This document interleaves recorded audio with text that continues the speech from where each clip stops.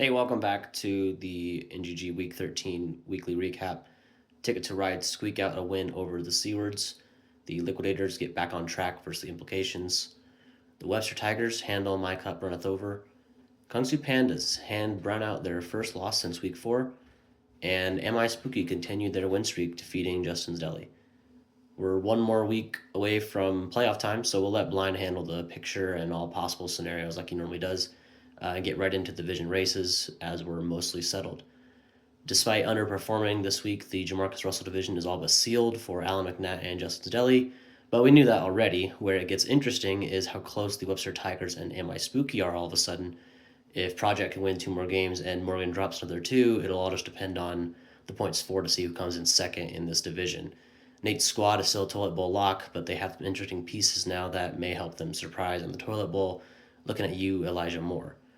One more week of torment awaits for the division of death. After defeating Brownout, there's a path for Unicorn to claim number one seed in that division, but the margin of points it required this week, in addition to a 2-0 performance, it may be insurmountable.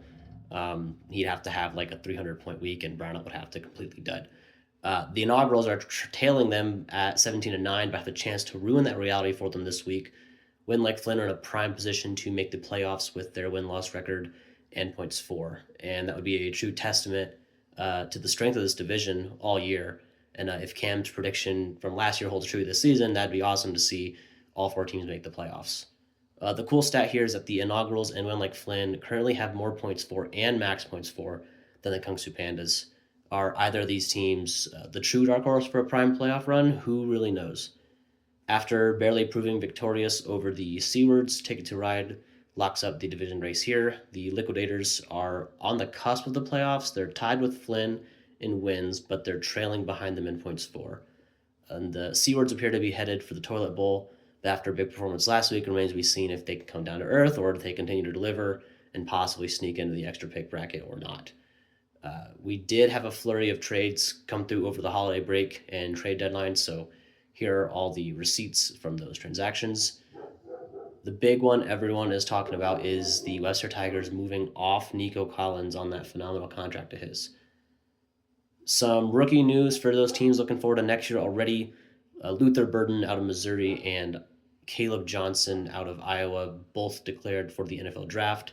So there might be some names to keep on the radar and see where their draft stock ends up. Burden seemed to get a solid year as a receiver, and Caleb Johnson scored so many touchdowns.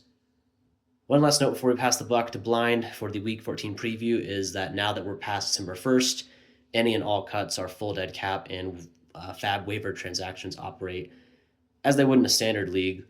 You bid $5 on a guy, you get him for $5, and then you don't get money back, or you cut somebody, you don't get money back. It's just you spend it and that's it. But the amount you bid impacts the future Y1OR cost for next year's season. So be sure to get any claims in before waivers run tomorrow if that fits your fancy. That does it. We'll see you all out there.